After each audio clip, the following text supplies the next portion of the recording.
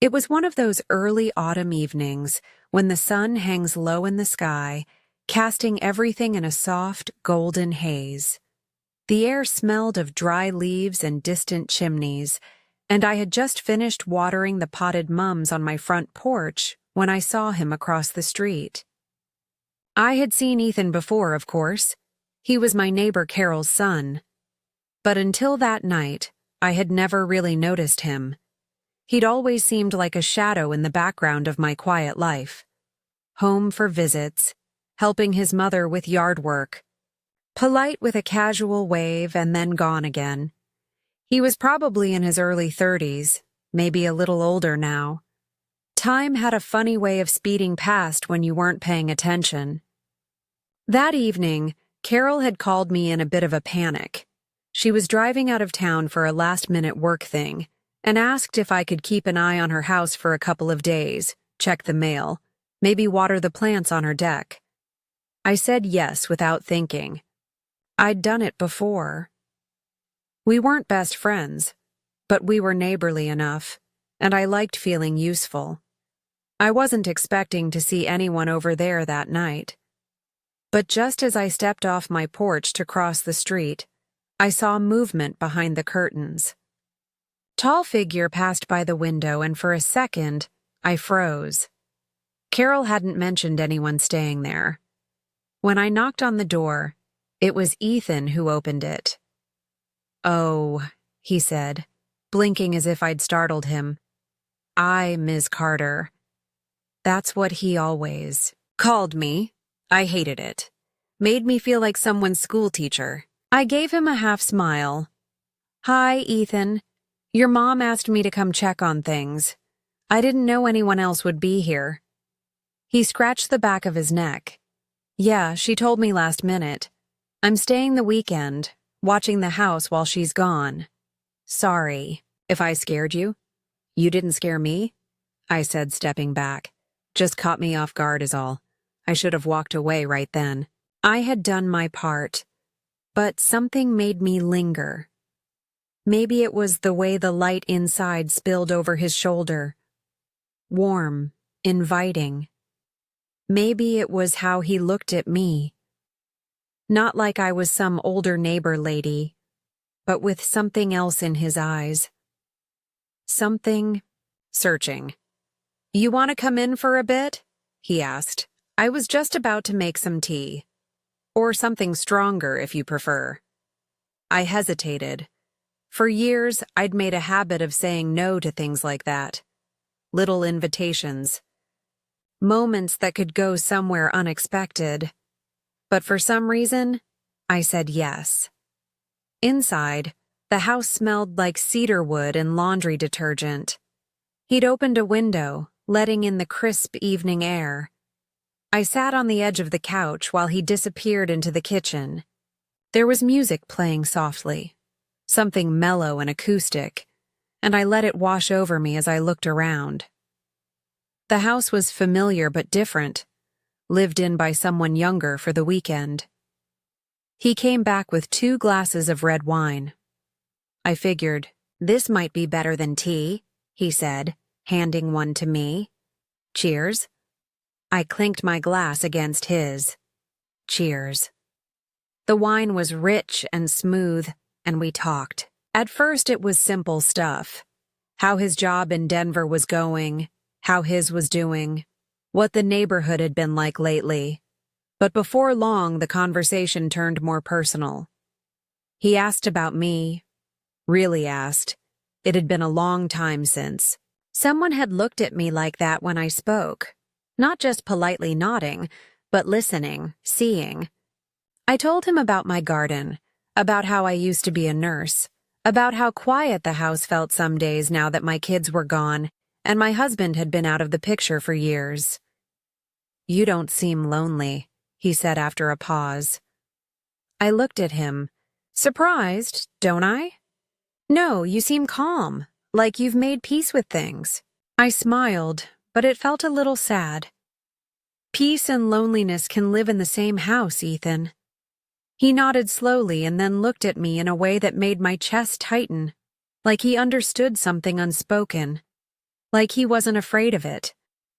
The silence between us grew heavy, not uncomfortable, just charged. I looked down at my half-empty glass. "I should probably go," I said, not moving. He leaned back, his voice low. "You can, or you could stay a bit longer. Talk with me some more." I should have said no. I was 60 years old. I had a routine, a rhythm. I had no business being in my neighbor's house, sipping wine with her son, letting the air between us thicken like that. But I stayed. We talked until the moon was high and the street outside had gone still. He leaned forward at one point, elbows on his knees, and asked me the kind of question people don't usually ask each other. "Do you ever feel like life passed you by while you were busy being responsible?" My breath caught in my throat. I did, more than I liked to admit. I nodded slowly. "That's how I feel lately," he said, staring into his glass. Like I blinked and all, the things I thought I'd do. I didn't. The room was warm and the space between us felt smaller than it had been hours before. I saw something raw in him, something I wasn't prepared for, but didn't want to look away from. He looked up at me and I saw the question in his eyes before he even said it. "Do you think it's ever too late to start again?" I didn't have an answer, but I knew that whatever this moment was, it was real and rare, and I didn't want it to end. I set down my glass, and I stayed. The next morning I woke up in my own bed with the softest light slipping through the curtains. For a moment I wasn't sure if it had all really happened. The late-night conversation, the way Ethan had looked at me, how I had let myself drift into something that felt too unexpected to name. But it had happened. Of that I was certain. And I couldn't stop thinking about it. I moved through the motions of the morning, coffee, shower, folding laundry, but my thoughts kept circling back to the night before. Not because anything inappropriate had happened. We hadn't even touched, not really.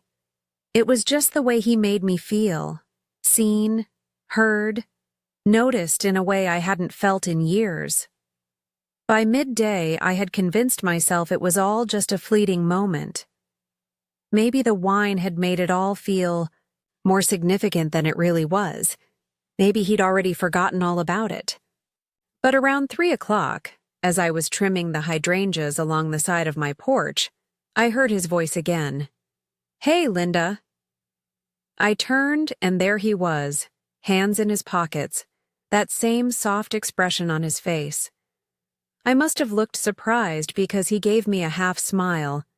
"I brought your coffee mug," he said, holding it up. "You left it last night." I walked to the edge of the yard and took it from him. Our fingers brushed for half a second, and I felt it again. That quiet spark that didn't belong in a casual, niggardly moment. "Thanks," I said, my voice a little more breathy than I meant it to be. I wasn't sure if I actually left it or just imagined the whole thing. He chuckled. "No, it happened. I didn't dream it either. I could have ended the conversation there. I could have turned back to my flowers and let the afternoon go on like any other. But instead, I asked, 'You hungry?' His brow lifted slightly and his smile deepened. 'Are you inviting me to lunch, Miss Carter?' "I told you not to call me that," I said, turning toward the house. "Come on, I made too much chicken salad anyway." He followed me inside, and just like that, the rhythm of my quiet little world shifted again.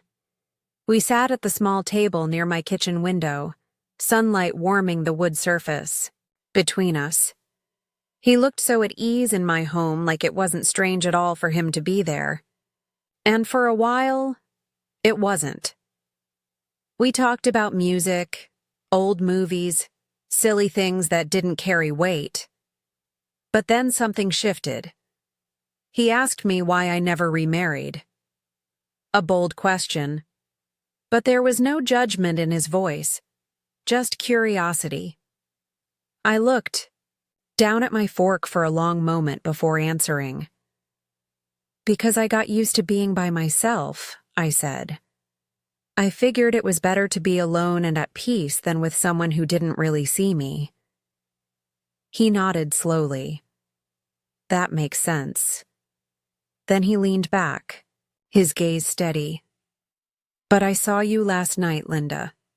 I really did, and I haven't been able to stop thinking about you since. I felt my stomach flutter, and I hated how surprised I was by it. I was 60 years old, for God's sake. These feelings belonged to younger women, women who still wore perfume every day, who bought new dresses for dates, who didn't check the mirror, for lines near their mouth before they smiled. But in that moment, I didn't feel old. I just felt alive. Still, I had to say something. Ethan, I'm not sure what this is. I mean, I'm twice divorced and twice your age. Almost. Not quite, he said, with a teasing grin. And you don't feel twice my age. His words made my heart thud in a way I hadn't felt in decades. But I stayed quiet. My instincts told me to retreat, to protect myself. But something else, something deeper, told me to just feel it for once. After lunch, we lingered in the living room. I don't even remember what we started watching. A documentary, maybe. Something about small towns in America. But we didn't really pay attention. There were pauses in our conversation now. Not because we didn't have things to say, but because the air between us was thick again. With wonder, with tension, with questions neither of us quite knew how to ask. He turned to me at one point and said, "You have the kind of presence that makes people slow down. It's grounding." I laughed, maybe a little too nervously. That's a nice way of saying I'm quiet. No, he said, inching closer. It's a way of saying, you make people feel safe. I haven't felt that in a long time. The quiet that followed was not empty. It pulsed between us like a second heartbeat. He didn't kiss me, not yet. But he looked at me like he wanted to, and I realized I wanted it too.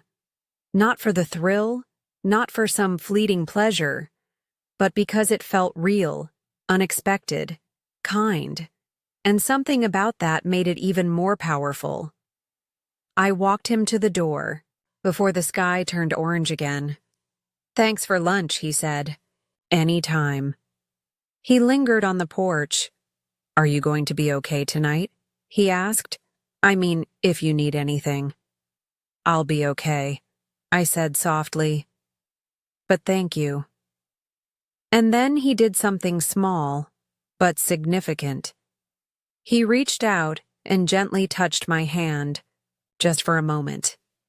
His thumb brushed the top of mine, not a flirtation, not a move, just connection. "I'll see you tomorrow," he asked. I nodded. Yes. When the door closed behind him, I leaned against it and pressed my hand to my chest. My heart was racing, and not in a way that frightened me. Something had been set in motion, something neither of us had planned for. And though I didn't know where it would lead, for the first time in a very long while I wanted to find out. The following day started with an ache I hadn't expected, not in my body, but somewhere quieter, deeper. I moved through my morning in a haze, brushing, my hair with slower strokes, watching the birds flit across the yard with more attention than they probably deserved. I couldn't stop replaying our conversations. The way Ethan had touched my hand the night before. How steady and sincere his eyes were when he asked if I'd be okay. It wasn't some silly crush. I wasn't a teenager daydreaming about the boy next door. No, this was something different. more grounded, more complicated. And still, when the knock came at a little past 10, I felt that same flutter rise in my chest. Ethan stood on my porch again, holding 2 to-go cups and a brown paper bag. "Thought I'd return the favor," he said, lifting the bag. "Breakfast?" I smiled despite myself and stepped aside. "You always bring food." "That's a dangerous habit. I figure it's the least I can do for the woman who fed me chicken salad and offered therapy in her living room." We laughed, and just like that, the weight between us lightened. He placed the cups on the table and unwrapped a couple of breakfast burritos from a local cafe. We sat by the window again, some light spilling in like it had the day before, but something was different this time. Less hesitation, less pretending. This was just neighborly kindness. "So," he said after a few quiet bites, "what's your plan today?" I shrugged. "I was thinking of going to the farmer's market, maybe picking up some fall squash. Wanna come?" He didn't hesitate. "Yeah, I'd like that." And so we went, just like that. 2 people, 20-something years apart, walking side by side past stalls of apples, honey jars, handmade soaps, and gourds the size of toddlers. He held my bag for me without asking. He asked questions about what I like to cook. And when I laughed at something a little too loudly near the cinnamon stand, he looked at me like the sound had caught him off guard in a good way. It felt natural, which in some ways made it all the more strange. On the drive back, he looked out the window and said quietly, "I think I like being around you because it makes me feel steadier." I glanced at him. "You don't seem like someone who struggles with steadiness." He gave a small, crooked smile. "You'd be surprised. Most of my life, I've been chasing things. Jobs, relationships, approval. Being with you, it feels like I don't have to chase anything." I didn't know what to say to that. Compliments like that at my age weren't just rare, they were almost unimaginable. I wasn't used to being someone's calm in the storm. We carried the groceries inside together, laughing about the ridiculous shape of a butternut squash. And then, almost without thinking, I reached out to adjust a leaf stuck to his shoulder. My fingers lingered just a second too long. He didn't move. The silence that followed wasn't awkward, it was heavy with anticipation. I looked at him, really looked. The lines at the corners of his eyes, the gentle strength in his posture, the kindness that never seemed to leave his face. He wasn't a boy. He was a man who had lived, who had struggled, who had found his way to my doorstep in the most unexpected way. "Ethan," I said quietly, "what are we doing?" He stepped closer. "I don't know yet, but I don't want to pretend anymore." My breath caught. "I don't want to scare you," he said, "but I also don't want to waste this." I felt every word settle in my chest like small stones, gentle but undeniable. "I've spent so much of my life doing the right thing," I whispered, following the rules, living inside the lines. "And right now, I want to color outside them, for once." His hand reached for mine, gently, not urgently, and I let him take it. We stood there like that, our fingers intertwined, in the middle of my quiet kitchen, with sunlight pouring through the window and the scent of apples and cinnamon still in the air. It wasn't dramatic or rushed. It was slow, respectful, a connection unfolding with care. "I want to be careful with this," he said. "With you." I nodded. "Me too." He stayed for dinner. We cooked together, roasted vegetables, a simple soup, and a bottle of wine we never quite finished.